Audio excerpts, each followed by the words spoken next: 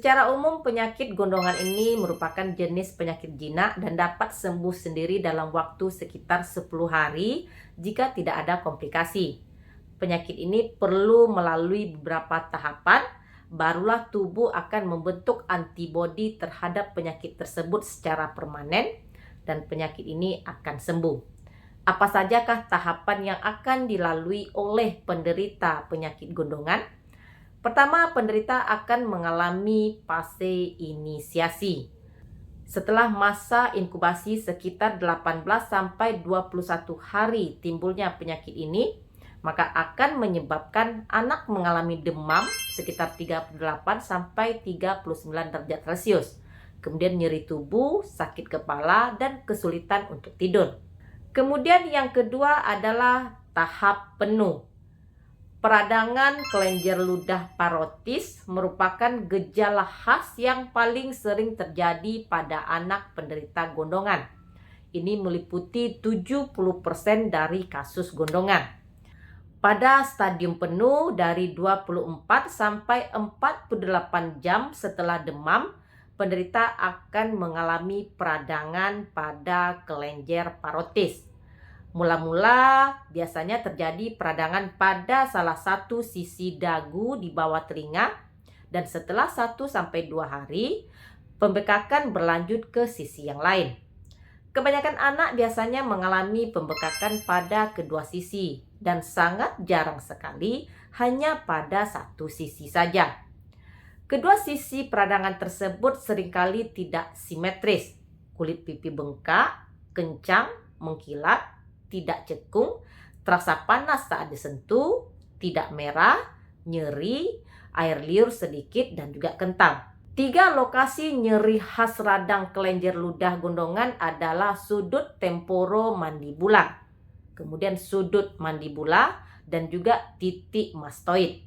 Tahapan selanjutnya adalah tahap remisi.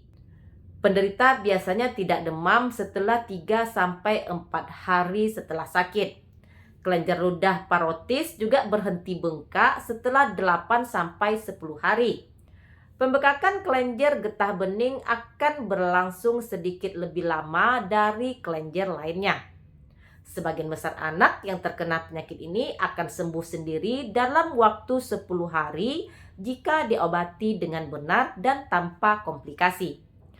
Meskipun kelenjar ludah bengkak tapi tidak bernanah, kecuali jika disertai dengan superinfeksi bakteri dan tidak akan pernah mengalami atrofi. Jika penderita gondongan mengalami komplikasi seperti ensefalitis, pankreatitis akut, meningitis, miokarditis, leukopenia, dan akan memakan waktu lebih lama dan lebih berbahaya.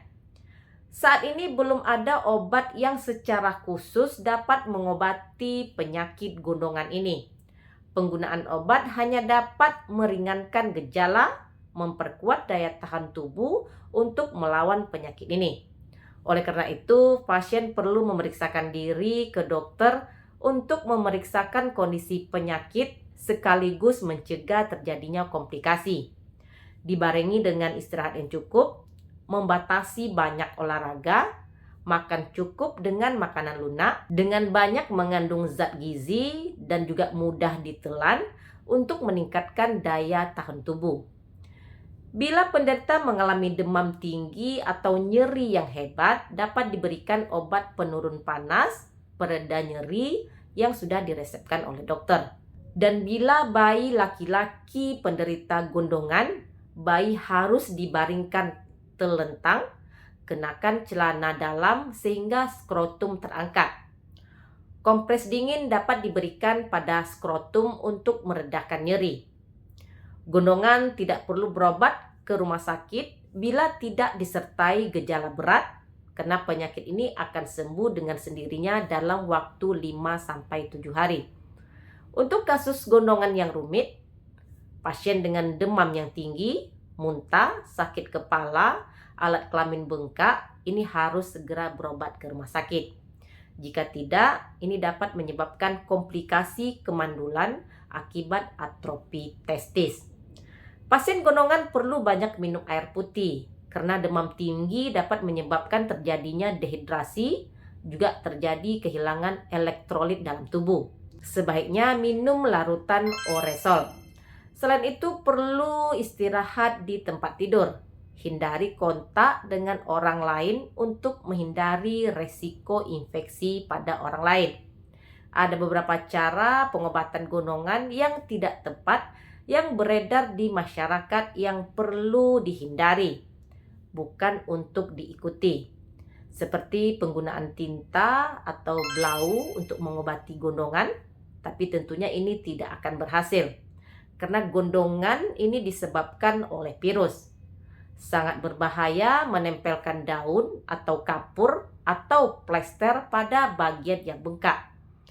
Cara ini selain tidak efektif, juga dapat menimbulkan rasa panas, rasa terbakar pada bagian yang bengkak, dan menyebabkan infeksi pada kelenjar parotis, sehingga terjadi peradangan yang lebih parah.